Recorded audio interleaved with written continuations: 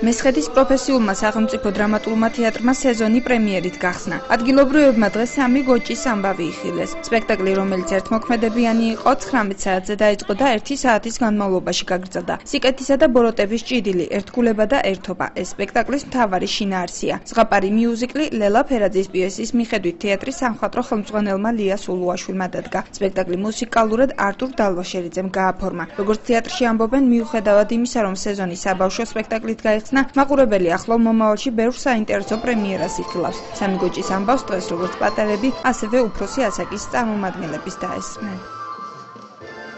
ეს სპექტაკლი სამი გოჭის ამბავი მიუძღვენით ჩვენს პატარებს, ჩვენი რაიონის და რეგიონის პატარებს.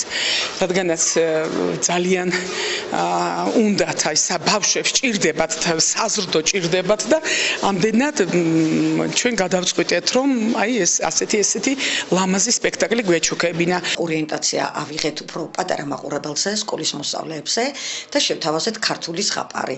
რომ ქართული ზღაპარი ყოველთვის სიბრძნეს ქადაგებს. მე ვთამაშობ მელაკუთას და მე მგონი აი სიკეთე რომ იმართვებს ყოველგვარ გაიძვერებაზე, აი იმაზეა სპექტაკლი. ძალიან კარგი სპექტაკლი გამოვიდა საბოლოო ჯამში, ბავშვებსაც მე მგონი მოეწონათ, როგორც ხედავთ ძალიან მაგრად შეგმოსა ნანამ, ხალბატონო ნანამ და რა ვიცი, ბედნიერი ვარ, რომ ამ სპექტაკლში მივიღე მონაწილეობა. შემდეგ 12 საათამდე ვშურობ პირველის ნახევარზე. სადილი მართლა ხორები.